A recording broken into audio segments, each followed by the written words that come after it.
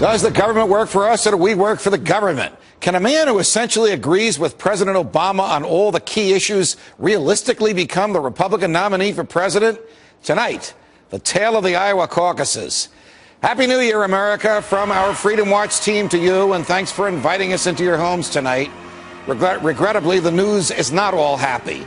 While we were on a Christmas break, the President of the United States of America violated his oath to uphold the Constitution by signing into law a statute that purports to give him the authority to use the military to arrest Americans on American soil and to confine those arrested to a jail in Cuba, away from judges, juries, and lawyers for as long as the president wants.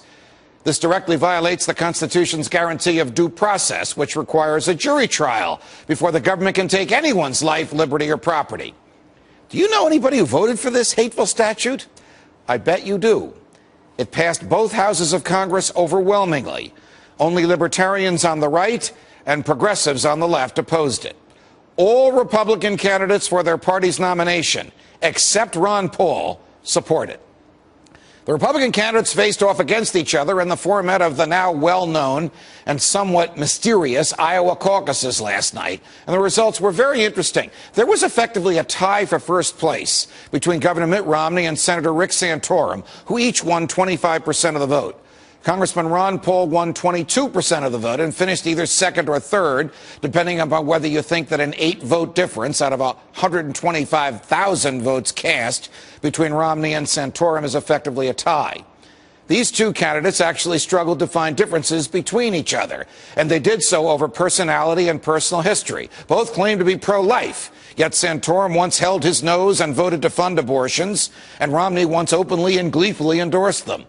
Both like the idea of a government at home as a mechanism to do for people what they cannot do for themselves, no matter what the Constitution says. And both want the government abroad to threaten other countries into conforming their behavior to what the U.S. expects of them. In my view, the Santorum vote was a flash in the pan for the senator rejected by his home state.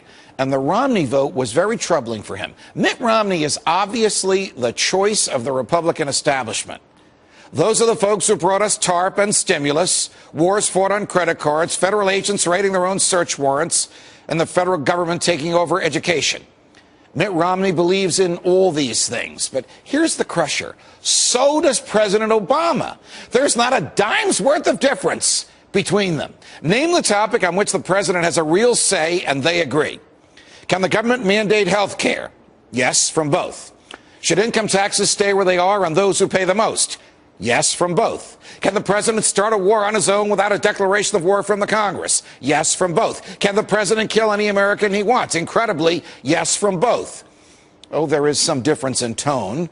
One of them likes labor unions, and the other one likes big business. But both love big government, a concept that was rejected by the 22% of Iowa Republicans who voted for Congressman Paul. That's the ideological argument against Mitt Romney. Everyone from John Bolton to Rush Limbaugh has said that Romney is simply no small government conservative. So have 75% of Iowa Republicans. Think about it. Governor Romney has been campaigning in Iowa since 2008. He spent more money there than any other candidate. And he either tied or won by a nose to a former senator who had no organization and no cash.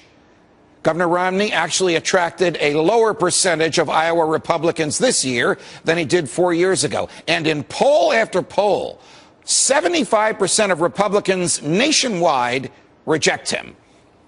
So where does this leave us? It manifests what Freedom Watch and Tea Party Republicans have been saying for the past year. There is a hunger in the land for a game changer, and Mitt Romney and Rick Santorum are not up to that. There is a need in the country for a government that stays within the confines of the Constitution, or we'll all end up like the socialists in Europe.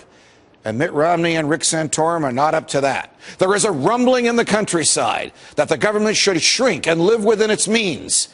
And Mitt Romney and Rick Santorum are not going to make that happen.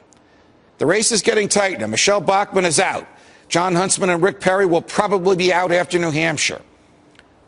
Only one man remains faithful to the principles of free market and small government, to the Constitution and to personal freedom, to defending the nation without being the world's police force. Only one. You know who he is. from New York, back from vacation.